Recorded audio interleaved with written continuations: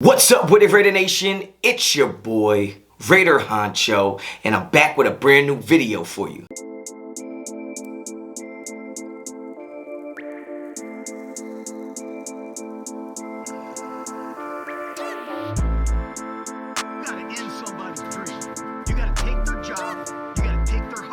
Alright guys, get right into it. You already know the vibes. You already know what type of time I'm on. If you're not subscribed to the channel, subscribe to the channel. Hit me up on Instagram and Twitter, both at Raider Honcho. And don't forget to check out RaiderHoncho.com. And before we get any further, make sure we hit them likes. Now, we all saw the loss we had yesterday. Very embarrassing, very demoralizing, very disgusting, gut-wrenching. Just a terrible way to lose a game. And obviously, when you mix that with the Week 1 performance, there's a lot of blame to go around. There's a plethora of levels that this blame can fall on and rest on. Particular players, coaches, whatever you want to call it. But before we even talk about any of that, I want to talk about the glaring issue, the thing that stands out to me the most. And that looks like the attitude and morale of our offense.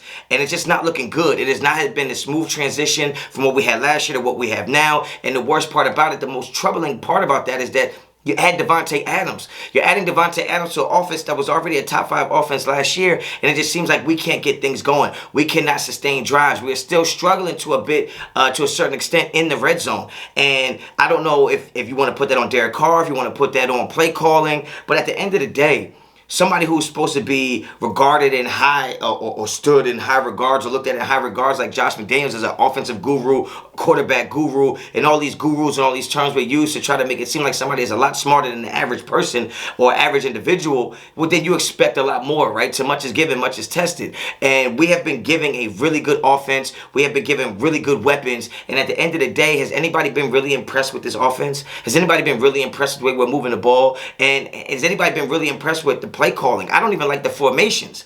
Now, it's only week 2. You don't want to jump out of the window and just say, get rid of the whole thing. But let's talk about Davante Adams, man. If you're Davante Adams and you're coming from Aaron Rodgers in the Green Bay organization where they made you a priority and made sure you got the ball, you got to be sick right now. If you're Davante Adams and you come in here as one of the top 2, arguably top 1 best receivers in the NFL, you got to be feeling the type of way right now. If you're Davante Adams and you're wide open in the middle of the field and Derek Carr underthrows the pass and almost gets intercepted in a game where you got to win, got to be feeling pretty sick right now. Now, I'm not going to go on the record and say Davante Adams doesn't want to be here, but you can clearly tell that Davante Adams was visibly bothered by the situation yesterday, and it might have more to do with just losing the game. Nobody likes to lose, but more importantly, you're a professional. In a certain position, you want to feel like you're succeeding in that position, and I feel like Davante Adams has to feel like after the first game where you get nearly 20 targets, he might have had, what, 3-4 targets yesterday? Caught 2 passes, 12 yards? Yeah, he got him a touchdown, but big-time players want to make big-time plays in big-time games.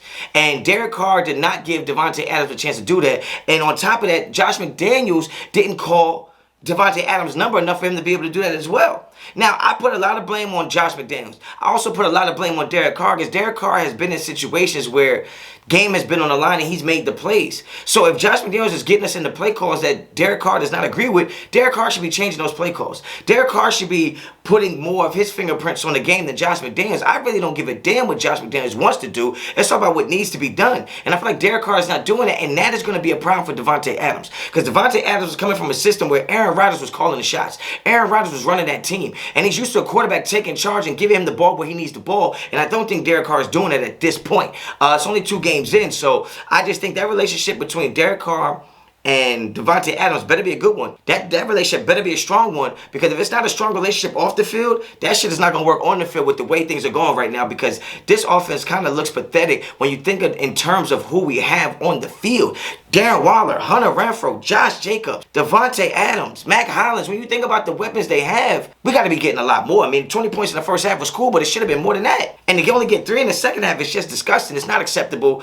And the fan base deserves more. The NFL is not the NFL where you can score 20 points to win a game anymore. You got to do better than that. And I put that on Josh McDaniels and Derek Carr. Point blank, period. End of the day. You get down in the comments. Let me know what you think. Who's really to blame for this offense struggling, just not getting off? Does Derek Carr need to get used to the offense, or is it just Derek Carr needs to step the fuck up? Y'all let me know down in the comments. If you like the video, like the video. You like the content of this channel, subscribe to the channel. Hit me up on Instagram and Twitter, both at Raider Honcho. And until the next time, as always, Raider Honcho out.